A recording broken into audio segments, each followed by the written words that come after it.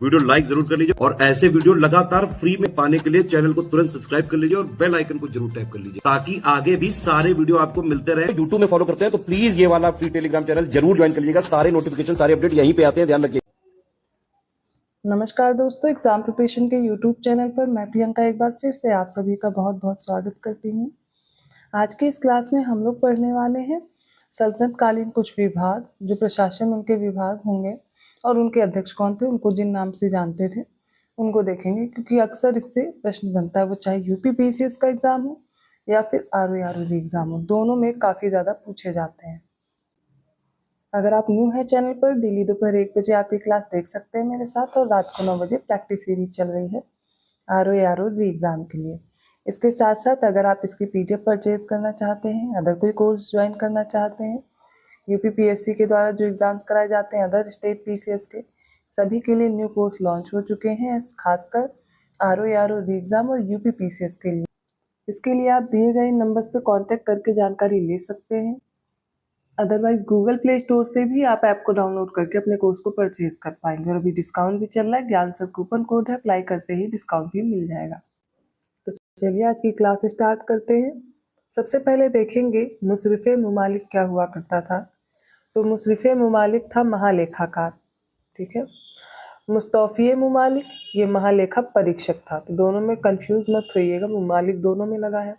तो एक था मुशारिफ़े मुमालिक, वो महालेखाकार था। एक था मुस्तौफ़ी मुमालिक, ये महालेखा परीक्षक। नेक्स्ट है मुनिहान या मुन्ही, ये गुप्तचर होता था। सरे जानदार ये सुल्तान के अंगरक्षकों का प्रधान हुआ करता था। दीवाने इसरफ ये लेखा परीक्षक विभाग इसके पास था। अमीरे हाजिब या इसको बोलते थे बारबक, ये राज दरबार की शान शौकत और समारोहों की देखरेख करने वाला व्यक्ति था। नेक्स्ट है दीवाने वकूफ। तो दीवाने वकूफ क्या करता था, यह व्यय के कागजातों की देखभाल करता था। और यह जो पद है जलालुद्दीन खिलजी ने बनाया था। इसके बाद है अमीरे आखूर, ये अश्व अधीक्षक हुआ करता था। दीवाने इस्तिहाक ये पेंशन विभाग था। चाशनीगीर ये शाही रसोई का प्रबंधक हुआ करता था। देखिए यहाँ पे चाशनी लगी हुई है तो आसानी से याद आ जाना चाहिए। नेक्स्ट मोस्ट इंपॉर्टेंट है दीवाने अर्ज। दीवाने इस्तिहाक, दीवाने वकूफ और दीवाने अर्ज पे आ चुके हैं, ये भी बहुत इंपॉर्टेंट है। इसे रावते अर्ज के नाम से भी जानते थे, एक सैन्य विभाग था। पहला तो यही प्रश्न बन सकता है कि दीवाने अर्ज कौन सा विभाग था, और इसका जो प्रमुख होता था वो आरिज़े मुमालिक होता था। तो दीवाने अर्ज एक सैन्य विभाग था, आरिज़े मुमालिक इसका प्रमुख था। मुगल काल में ही यही दीवाने अर्ज मीर बख्शी कहलाया था। नेक्स्ट है बहलादार। तो बहलादार क्या है, व्यक्तिगत हिसाब किताब देखने वाला।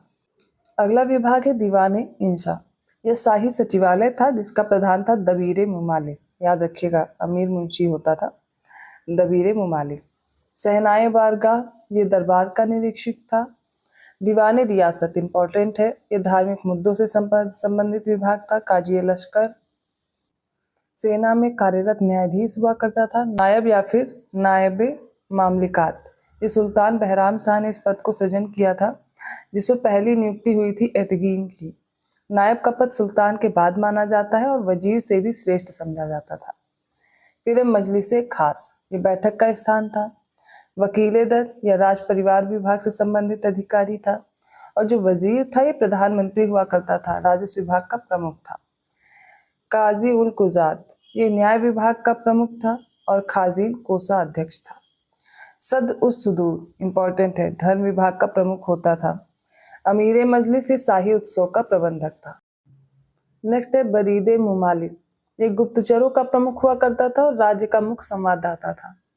तो कुछ चीजें आपको बहुत अच्छे से रट लेनी है, जैसे कि इसमें बरीदे मुमालिक आपने देखा, उसके बाद सद उस सुदूर हो गया, नायब है, और दीवाने रियासत, दीवाने इंशा, दीवाने अर्ज, दीवाने इस्तिहाक, इनको तो भूलना ही नहीं है। अमीर आखूर, दीवाने वकूफ, ये सारे आप देख लीजिए, ठीक है, इनको ज़रूर याद रखिएगा। अब देखिए सल्तनत कालीन अमीर वर्ग, कुछ अमीर वर्ग भी होते थे, जैसे मोहम्मद गोरी के समय पर मुइज़्ज़ी था, इसको गुरीद भी बोलते थे। कुतुबुद्दीन ऐबक के समय पर कुतुबी अमीर था। इल्तुतमिश के समय पर शमसी, और जलालुद्दीन खिलजी के समय पर जलाली। अलाउद्दीन खिलजी अलाई, ठीक है। आज के इस वीडियो की सबसे इम्पोर्टेंट लिस्ट यही है, क्योंकि यहाँ से हर बार ही लगभग प्रश्न बन जाता है। तो सबसे पहले एक विभाग है दीवाने आरिस। पूछा जाता है इसका निर्माण किसने कराया था, ठीक है। तो इसका निर्माता था बलबन, दीवाने आरिस का। दीवाने वकूफ किसने बनवाया था, तो जलालुद्दीन फिरोज खिलजी ने। दीवाने मुस्तकराज, ये राजस्व विभाग था, अलाउद्दीन खिलजी ने बनवाया था। और इसी के साथ साथ बाजार नियंत्रण विभाग था दीवाने रियासत, ये भी अलाउद्दीन खिलजी ने बनवाया था। तो अलाउद्दीन खिलजी के द्वारा दीवाने मुस्तकराज, दीवाने रियासत, बलबन द्वारा दीवाने आरिज। अब मोहम्मद बिन तुगलक द्वारा देखते हैं तो दीवाने अमीर कोही, ये कृषि विभाग था। दीवाने रियासत ये मोहम्मद बिन तुगलक ने ही बनवाया था। फिरोज शाह तुगलक ने कुछ और विभाग बनवाए थे, जैसे दीवाने बंदगान, इमलाक विभाग, दीवाने खैरात दान विभाग था दारुल शफा, ये सारे फिरोज तुगलक ने बनवाया था। और वकील सुल्तान ये नासिरुद्दीन महमूद तुगलक द्वितीय ने बनवाए थे। एक बार फिर से आप इस लिस्ट को ढंग से देख लीजिए और ये मोस्ट इंपॉर्टेंट है, इसको बिल्कुल भी नहीं भूलना है आपको और याद रखिएगा। सल्तनत काल में भूमि के कई प्रकार होते थे, तो ये भी देख करके आपसे पूछा जाता है कि खालसा भूमि कौन सी होती थी, ठीक है। तो याद कर लीजिए। या खराजी भूमि के बारे में, तो खालसा भूमि जो थी यह सुल्तान के प्रत्यक्ष अधिकार या सीधे केंद्रीय नियंत्रण के अधीन रहने वाली भूमि होती थी। सुल्तान की निजी आय या फिर इमलाक या खालिसा ये होती थी। उसरी भूमि क्या थी, इस भूमि के मालिक होते थे तुर्की मुसलमान।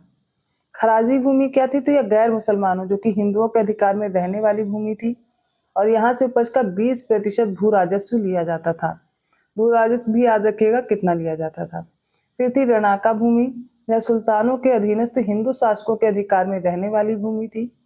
फिर है मददे माश भूमि, ये दान के रूप में प्रदत्त कर मुक्त भूमि हुआ करती थी। अगर सल्तनत कालीन सैन्य संगठन की बात की जाए तो सबसे पहले आता है सवारे कल्ब, यह केंद्रीय सेना थी जो सुल्तान के प्रत्यक्ष नियंत्रण में रहती थी। इसे हस्मे कल्ब या फिर कल्बे सुल्तानी भी कहा जाता था। इसी में निर्मित एक नए वर्ग का नाम था बंदगाने खास या खादमे खास, इसको याद रखिएगा। हस्म अतराफ ये प्रांतीय सेना थी। वजहिस या मुरत्तब ये स्थायी सैनिक थे और गैर वजहिस ये अस्थायी सैनिक हुआ करते थे। और खास केल जो है वो सुल्तान के सैनिक हुआ करते थे। अब हम लोग प्रमुख कारखाने देखने वाले हैं, जैसे कि सबसे पहले आ गया रिकाब खाना, ये घोड़े की जीन से संबंधित था। नफर ऊँटों के कारखाने होते थे। पील खाना याद रखिएगा, ये गजशाला थी और पायगाह अश्वशाला थी। जगर खाना ये आभूषण से संबंधित। आबदार खाना जल के प्रबंध से संबंधित थी। कूर खाना शाही शस्त्रागार था। और अलम खाना ये पताकाओं से संबंधित था। और जमादार खाना ये वस्त्रों से संबंधित था। करों से लेकर के कई प्रश्न बनते हैं, करों की दर कितनी हुआ करती थी, तो ये पूछा जाता है। तो उनके प्रकार देखेंगे। सबसे पहला आता है शरीयत के अनुसार भू राजस्व की जो दर थी वो अधिकतम 50% हो सकती थी और यही प्रथा भी थी। अलाउद्दीन खिलजी और मोहम्मद तुगलक में कर की यही दर आरोपित की थी। तो अगर पूछा जाएगा अलाउद्दीन खिलजी या तुगलक के बारे में तो कितना भू राजस्व की दर लेते थे, तो अधिकतम 50%। सर्वप्रथम कुतुबुद्दीन ऐबक ने उन सब करों को हटा दिया था जो इस्लामी कानून शरिया के विरुद्ध हुआ करते थे। उसके पश्चात फिरोज तुगलक ने इस नीति को लागू किया और 24 करों को हटाया था। बरनी के अनुसार बलबन ने अब अपने पुत्र बुगरा खां से कहा था कि खराज वसूल करने में मध्यम मार्ग अनुसरण करना, ना तो इतना अधिक भू राजस्व वसूलना कि प्रजा दरिद्र हो जाए और ना ही इतना कम लेना कि धन की अधिकता से विरोधी हम पर भारी पड़ जाए। फिर गियासुद्दीन तुगलक के समय पर भू राजस्व में उत्तरोत्तर, जैसे कि 1/10 या 1/11 वृद्धि जो पक्ष हुआ करता था वृद्धि के पक्ष में था। इब्राहिम लोदी ने शासन के शुरुआती वर्षों में भू राजस्व नगद या अनाज दोनों रूपों में लिया, परंतु कुछ समय पश्चात बात की जाए तो उसने केवल अनाज के रूप में 1/4 भू राजस्व वसूला था। उस्र की बात करें, उस्र क्या था, मोस्ट इंपॉर्टेंट पॉइंट है। ये तुर्की मुसलमानों से लिया जाने वाला भूमि कर था। तो उस्र क्या था, एक तरह का कर हुआ करता था। यहाँ से प्रश्न बने भी हैं। भूमि पर प्राकृतिक साधनों से सिंचाई हो वहां से 10% कर लिया जाता था और खिदमती पराजित भारतीय सरदारों द्वारा देकर होता था। तो याद रखेंगे कि सबसे पहले भू राजस्व की दर अधिकतम क्या होती थी, 50% होती थी, जो कि अलाउद्दीन खिलजी और मोहम्मद तुगलक ने यही दर आरोपित कर रखी थी। इसके बाद आपको उस्र याद रखना है, ये मुसलमानों से लिया जाने वाला एक भूमि कर हुआ करता था। सिंचाई के लिए 10% कर लिया जाता था, ठीक है। और गियासुद्दीन तुगलक जो भू राजस्व में 1/10 या फिर 1/11 भाग लेता था, ठीक है। इब्राहिम लोदी ने शुरुआत में पहले तो नगद और अनाज दोनों रूप में लिया, बाद में क्या किया, 1/4 भाग जो भू राजस्व वसूला था अनाज के रूप में, ठीक है। तो ये आज के इंपॉर्टेंट फैक्ट्स हो गए जो कि अक्सर एग्जाम में पूछे जाते हैं और प्रश्न इनसे आते भी हैं, स्टेटमेंट वाइज मिलेंगे या मैच करने को मिलेंगे। तो पूरा वीडियो ध्यान से देखिए। अगर वीडियो अच्छा लगा प्लीज़ लाइक कीजिए, चैनल को सब्सक्राइब कीजिए और लोगों को शेयर करते रहिए, क्योंकि अभी मोस्ट इंपॉर्टेंट टॉपिक की सीरीज चल रही है, साथ में हम लोग मैपिंग सीरीज भी फॉलो कर रहे हैं। तो दोनों क्लासेस अच्छे से देखिए। आपका कोई सुझाव है तो कमेंट करके ज़रूर बताइएगा। इसके साथ साथ अभी जो आपने मेरे साथ क्लास देखी है वो मैं टॉपिक वाइज करा रही हूँ, जो इम्पोर्टेंट टॉपिक लग रहे हैं। लेकिन अगर आप अपने कोर्स को फुल पेड कोर्स लीजिए, जिसमें आपको पूरी इन्फॉर्मेशन मिल जाएगी, सारे सब्जेक्ट कवर किए गए हैं, उसकी रिकॉर्डेड क्लासेस मिल जाएंगी, टेस्ट सीरीज है, मॉक टेस्ट है और खासकर पेड क्विज है। अगर आपने सारे सब्जेक्ट तैयार कर लिए हैं तो ये भी देखिए कि आपका कोई भी सब्जेक्ट कितना प्रिपेयर है। सारे प्रिपेयर हो चुके हैं, किसी में दिक्कत है, करंट अफेयर, जीएस, क्या प्रॉब्लम आ रही है, तो आपको पेड क्विज से पता चल जाएगा और वहाँ पर आपको ये भी मिल जाएगा कि कौन सा सब्जेक्ट वीक है, उसको अच्छे से प्रिपेयर कर लें। तो अभी भी समय है, आप प्रिपरेशन अच्छे से कर सकते हैं। कोई भी जानकारी चाहिए आप कमेंट करके पूछ सकते हैं और डिस्क्रिप्शन बॉक्स में नंबर दिए गए हैं, उन पर भी जानकारी ले सकते हैं। मैं मिलूंगी अगली क्लास में, तब तक के लिए धन्यवाद।